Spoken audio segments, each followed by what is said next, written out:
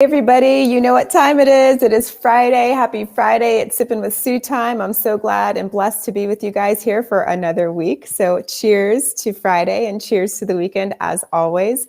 So this week I have with me, by the way, it's April. So we're moving on to a new month, and April, of course, is my birthday month. So cheers. So another Viva to all my April babies in my birthday month fun friends out there. So this is going to be a good month.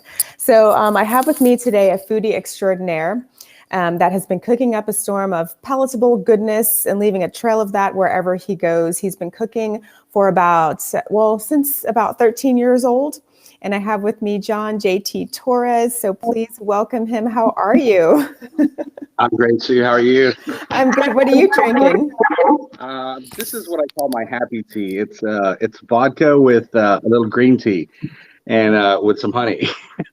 Nice. Sounds good. Well, I'm just drinking wine. So cheers. Cheers to that. Yeah. Alcohol nonetheless. Mm-hmm. So I'm going to have to try that. Just green tea and vodka? Actually, it's just the Arizona green tea with ginseng and honey and with vodka. And sometimes I add a little lemonade to it. It's really good. It's really refreshing. Oh, that sounds good. I'm a vodka girl too, so I like vodka. I just haven't had it in a while. I usually reserve vodka for the summertime and the Moscow mules and that kind of thing. So awesome. So how have you been? Good. I'm actually surprised that like all day I was kind of anxious. I was like, please don't let me get called in to work because we're trying to we've postponed a couple of times already because time, and once about 5:45. Uh-oh. We lost him for just a second. All right, we'll see if he comes back in. Telling you, technology, folks. We'll just wait a couple of minutes for him to come back in. And there he goes. On my end over here. Hey, okay, well, you're back, so we're good. Awesome. Well, We're cool. good. So, okay, awesome. So we're here with the JT Torres. And so what are we cooking up tonight? Because you know what, I'm a little hungry. I think something pretty simple. Maybe some garlic shrimp with, with cheese and peppers and angel hair pasta, which is like my absolute favorite pasta out there. You know what? And my girlfriend is she has her big thing about having angel hair pasta as well. She's like, if you can't do it like super thin and you can't cook it correctly, she's like, we're done. There's something about rolling it in the fork and getting so much of it, like a big ball of it, and just eating your mouth. It's a texture thing for me. I love it. Awesome. So you're cooking angel hair pasta, garlic shrimp with some peppers and cheese and all that good stuff. So that sounds delicious. So tell us a little bit about like how you got started with cooking and because I know out of necessity, it was out of necessity. So tell us a little bit about, how you got into cooking and that stuff because it was out of necessity as opposed to, people are like, hey, be a kid in the kitchen and go ahead and do your thing. It was different for you. Definitely wasn't like that for me. And I don't even know if they use this term anymore, but back then, the latchkey kid, I was a latchkey kid. So basically you had, your key around you and you'd take the bus. I'd take the bus home and get home. And sometimes my mom would have stuff already set up there, and I would just have to put it together. And I can't even tell you the countless dishes I've ruined or burnt or, nearly burnt the house down. But so really it started from that and it was like that for years and years. I didn't really get into like cooking like for fun. Probably not until I moved to Austin when I was in my late 20s. And then I started to see all the foodie places around and really get some good experience with what food was all about. Then I got into the hotel business and a majority of my time there was spent in food and beverage. So that really exposed me to what really good food was like. I worked at the Four Seasons Hotel and then which is the Four Seasons in Austin, right? In Austin, yeah. I was there for 10 years. Trio, and before it was called the Cafe at the Four Seasons, yeah. Okay. Now it's called Trio. And then so between that and just my coming from a cooking family, like my grandma and my mom and all that, I started to explore a little bit and man, I've ever since I was a kid, I think I've always loved watching cooking shows. And I think and so all those three things combined together, I was like, you know what, let's give this a try, and here we are. That's awesome. So, so tell us a little bit about, like, you gave us a little bit about your portfolio. So you started, did you start at the Four Seasons cooking, or did you start some, I No, mean, you started in your kitchen right at 13 and doing that out of sure, necessity. But sure. then where did where did that take you as you became an Um, adult and Mhm. and I never really, I never cooked at the Four Seasons, but I have some friends, and to this day, I still have them as good friends that were, great influences, and they really inspired me to go home and create, and of course I had them as a source of info to ask questions and this and that, and it was really a long process, and next thing you know, I was cooking some pretty good meals and having friends over, and you know what, this you might have a little bit of kitchen talent here, and I just sort of explored, and then a few years later, it went from that to maybe, hey, let's do this for the public and see if we can't, pull this out of a food truck, and started with one, then had a couple of more, and I was in that business for 4 to 5 years or so. Yeah. And so tell us, so you had multiple food trucks. So tell us a little bit about each food truck. I'm sure it was like a little different kind of genre or different, that it was serving up different plates at the different food trucks. It was definitely a humbling experience because at my first food truck, I just wanted to have, I wanted to put, if I could have had 100 things on the menu, I would have put Cheesecake Factory to shame, you know what I mean? But then I had to, be realistic, and so kind of tone it down a bit. The first food truck was what I called a polyfusion food truck. Mm-hmm. And a lot of people thought it was meant for Polynesian, and it was actually. And that's immediately what I would think. I'm like, oh, yummy. But it actually meant poly for many. So I could be serving some, Mexican food out of there, and, Italian and Chinese and Japanese or whatever, burgers, things like that. And so we narrowed the menu down quite a bit, and then went on to other different trucks, and each truck had a different theme to it. One was like a burger and pizza truck, Italian food, Mm-hmm. and the other one was like Southern cooking, things like that. Yeah, it was fun because we'd go to a lot of festivals and pretty much do different things, and it seemed like I never really stuck to one thing. I always kept trying to change and change and change, which isn't necessarily the best thing to do, but it is what it was. You know what I mean? So what would you think about as far as like, or what would you tell folks looking at getting a food truck, like some of your trials and tribulations, like what would you take out of it that you can give to somebody else and say, hey, if you're looking at getting into the food truck business, this is what I recommend? Honestly, it's just keeping it simple. It's as simple as not the poly. Right. Like, we all have that craving for that one place, right? We all have that one place that if you're craving that thing, if you make something good and it's decent, it's decently priced, people always come back for it. Mm-hmm. You can have a truck with 3 items on it, or you can just sell street tacos and be that one thing and try not to bite off more than you can chew. Mm-hmm. And keeping your costs down and things like that. But I think the biggest thing for me, at least, was definitely the people part of it. Just building that customer base and enhancing those relationships, getting to be friends with some of them, and before you know it, they're sitting here. They're talking you up and they're marketing for you, and Mm-hmm. and get a really good following out of it. And I made a ton of friends just from them being customers, and that was, to me, that was the favorite part of running a food truck. Yeah, and then you had probably some, I don't know if you'd say stiff competition, just because Austin is definitely like a foodie place for sure. And so did you run into like a lot of competition because of the food truck industry that you were in? It was almost like I didn't want to get into that mix because it's kind of intimidating because there's so much talent out there. I mean, there are these chefs that should be in, $1 million restaurants, and then they decide to open this food truck. And I'm like, okay, I don't know if I can compete with that. But I always try to do something different, just kind of fuse things together. Or one thing, like if I put on Filipino food specials, because I'm from the Philippines, there's not a huge Filipino food scene here in Austin. Talaga. Not yet. I'm hoping that's going to change, but so that was always a good thing. So putting stuff like that not a lot of people offered was sort of gave me a little bit of the edge. You know what I mean? Mm-hmm. But yeah, I don't know if I'd want to compete with some of the talent out there. It's crazy good.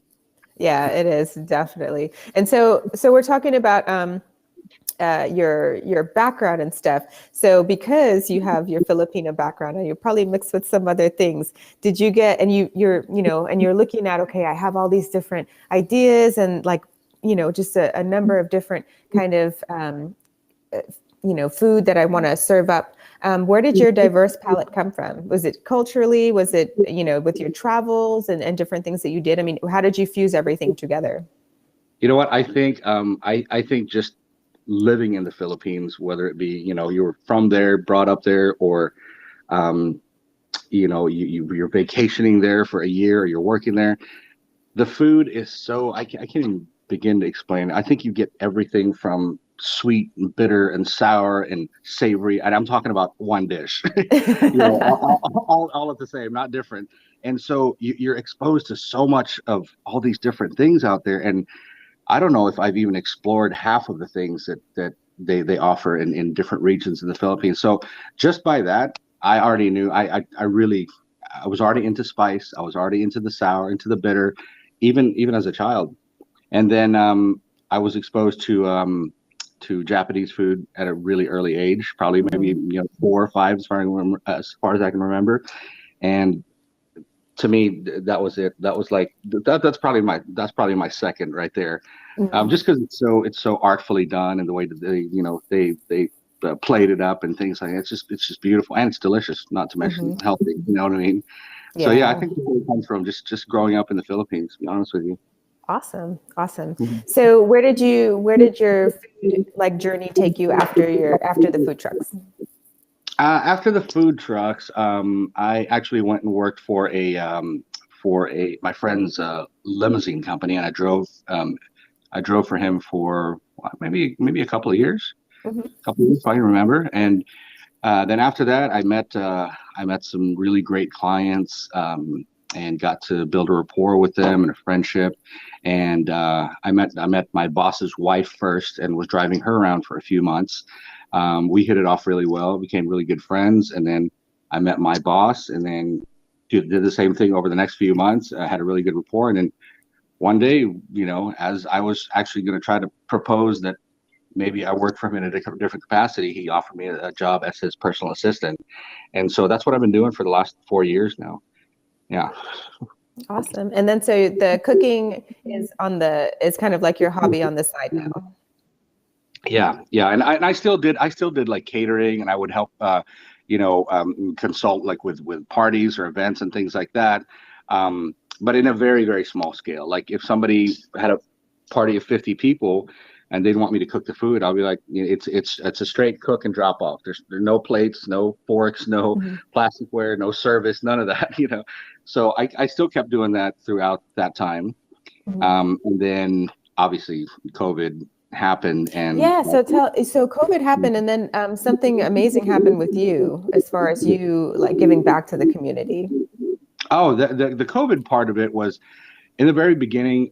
Honestly, me personally, I mean, I already have been dealing with anxiety for so long, and even though I think it's under control, man. When COVID hit, I think I might have been a little bit more overdramatic than most people about it.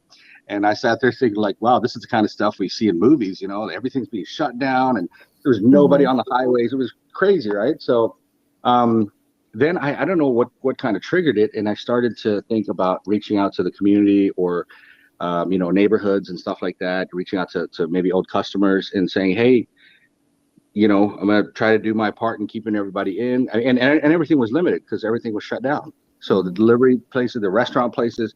So I started thinking of ways that maybe I could do the delivery, or I could cook in a very, very small scale. And then it kind of word of mouth kind of spread. And next thing you know, I was just getting these calls. So I decided to just start making specials and putting them out every week or two, and just offering them to a certain following that I had. And I've been doing that kind of ever since on the side. That's awesome. And then so you had that also, but you brought that into Facebook. So tell us about your Facebook group. So JT has this, and the reason why him and I probably should have explained that at the beginning, but I sometimes Tarantino things and well, let's bring it back and then we'll go forward again. But I met him through Jackie. Jackie invited me to the group, and he's got this Facebook group. called I'm a Foodie Too. And it was intriguing. So tell us a little bit about your Facebook group and how it's grown because of the pandemic, and what you guys are doing inside of the group. Sure. I think it started out with Instagram, and I just love taking pictures of the food or just kind of sharing what I'm eating, and I was cooking all the time, like probably sometimes 3 times a day, at least 3 to 5 times a week. And then I just thought of maybe we can, I'm probably the least tech savvy person in the world. I think I'm not even exaggerating. We got you on though. We got you on. We're good. Yeah, no kidding. And we still had technical difficulties in the beginning, right? It's all good. I have technical difficulties all the time. It's fine.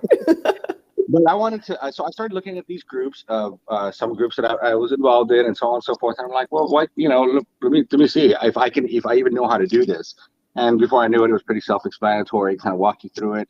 And then I thought to myself, well, if I can get a small group of people, chiming in there and sharing their stuff, and it just be a great positive place to share nothing but cooking. I mean, I didn't want any kind of personal views or preferences on anything going on outside in the world, like politics or anything like that. And I thought to myself, man, if I had 100 people on here, I'd be really, really happy. And next thing I know, it just kept going and going and going, and I was like, okay, I'm not gonna push it. And people seem to like it and love it. And I try to do the best I can with a good buddy of mine who is also an admin. We try to monitor, and we try to. That's why I encourage people on the group. Hey, if you see something that's not really appropriate for the group or whatever, just reach out to us, and we'll try to deal with it that way and try to remove that so it stays positive. And I don't know about anybody else, but this group has helped me out like tremendously with my own personal stuff and things that I'm going through. And if I just sign on there for a little bit and see some of these people and amazing talent, and these people like inspire me to create like no other, man. Like I'll be like, what? I know how to do that, but I never thought of doing it that way or putting it this way. And yeah, it's really great for me. It's been great for me too. It's definitely a true collaboration. As people sign on, and you kind of pop in and check out different people's, dishes that they're posting and stuff like that. But it's fantastic. What is the follower count now, or the number of people in the group now? Last I checked, it was almost at 1,800.